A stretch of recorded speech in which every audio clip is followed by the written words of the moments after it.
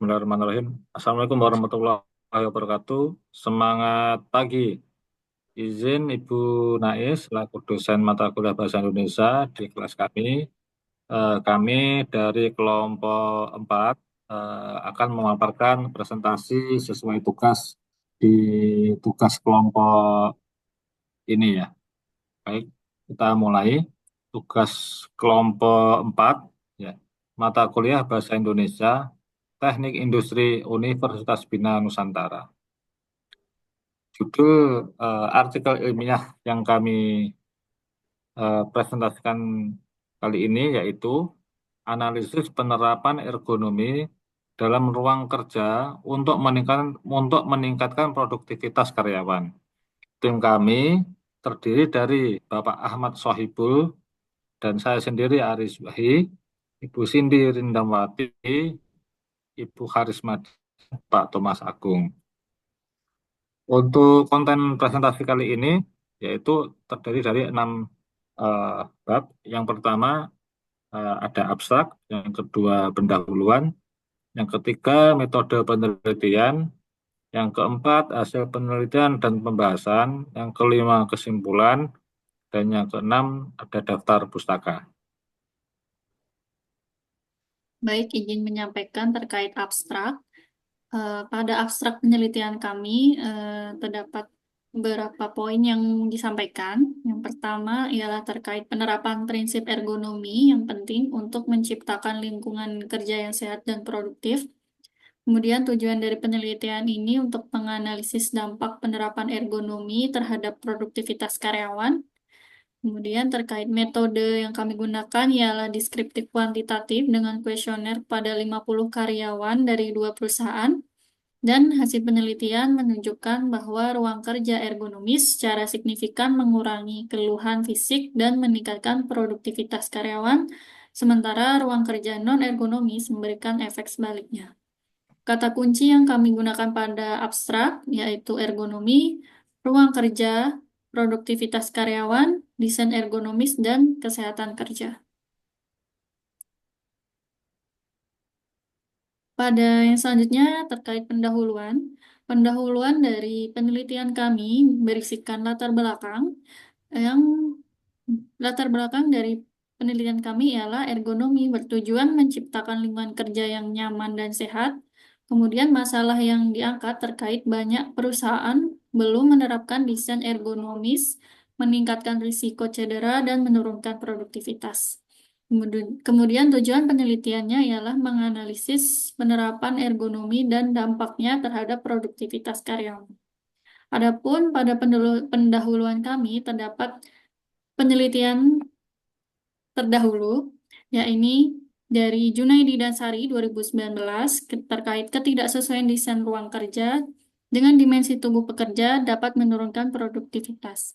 Yang kedua, dari Smith dan Karayon 2020 terkait perusahaan yang mengimplementasikan ergonomi dalam ruang kerja mengalami peningkatan produktivitas hingga 25% dan pengurangan tingkat stres kerja sebesar 15%. Yang ketiga, penelitian dari Davis dan kawan-kawan 2018 terkait pengaturan postur kerja yang sesuai dapat menurunkan gangguan muskuloskeletal. Dan yang terakhir, desain ruang kerja yang ergonomis berkontribusi pada peningkatan kepuasan kerja oleh Lee dan Kim 2021.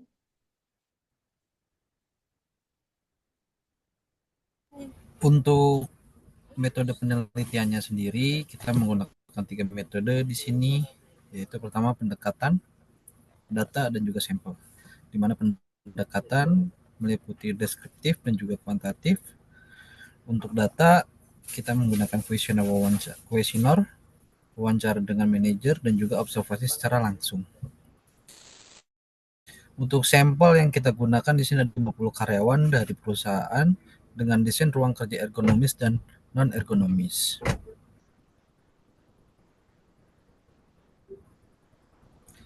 Hasil penelitian dan pembahasan. Yang pertama, keluhan fisik dan desain ruang kerja. Di mana karyawan di ruang kerja ergonomis, yaitu kita sudah melakukan sampling sebanyak 25 orang, melaporkan keluhan fisik lebih sedikit. Di antaranya nyeri punggung, leher, dan bahu sekitar 20%. dibandingkan ruang kerja non-ergonomis yaitu 60%. Temuan ini sejalan dengan penelitian David dan kawan-kawan tahun 2018 yang menunjukkan pengaturan postur kerja yang baik menurunkan resiko gangguan muskuloskeletal hingga 40%.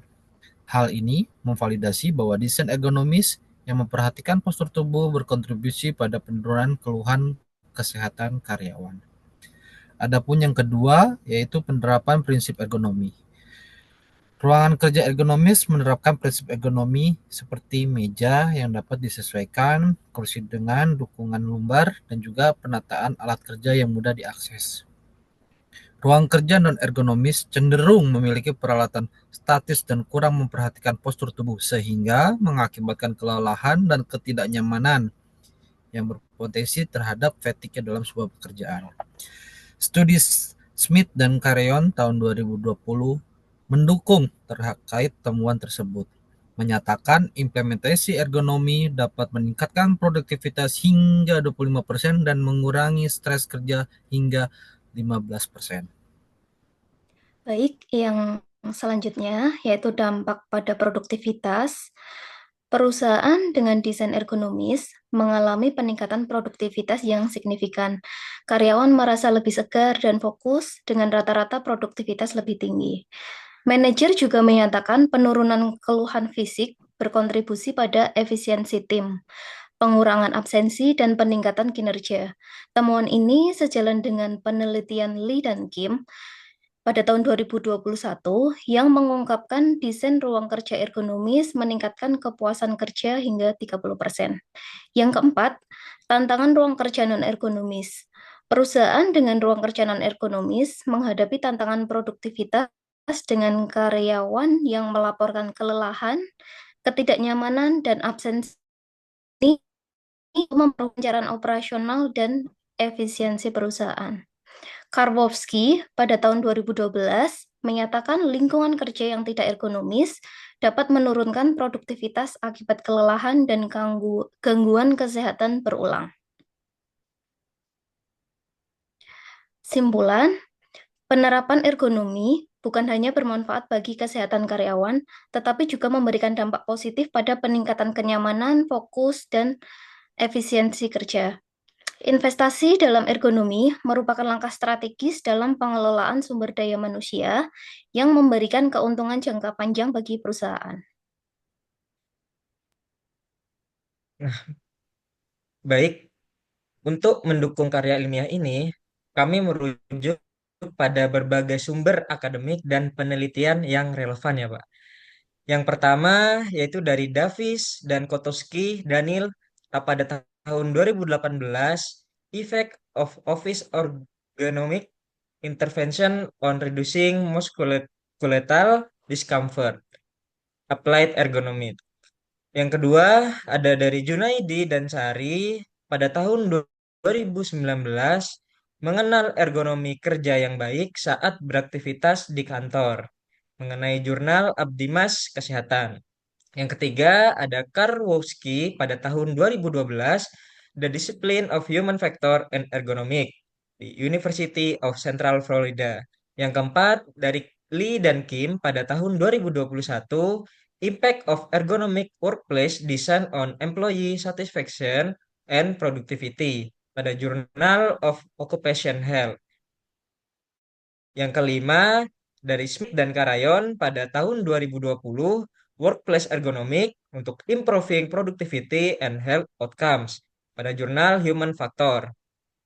Nomor 6 ada Ahmad dan Alex pada tahun 2016, Bahasa Indonesia untuk Perguruan Tinggi Jakarta Erlangga.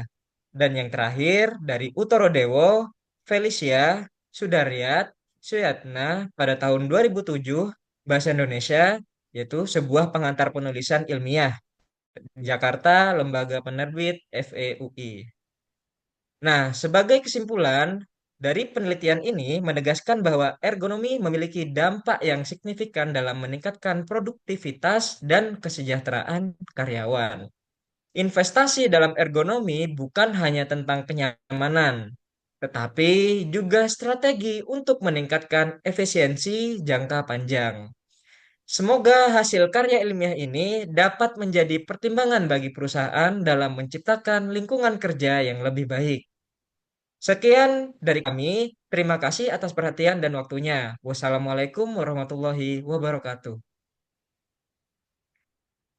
Eh, Baik, sekian dari kami kelompok 4 eh, melakukan presentasi artikel ilmiah yang telah kami buat ya. Kurang lebihnya mohon maaf. Wassalamualaikum warahmatullahi wabarakatuh.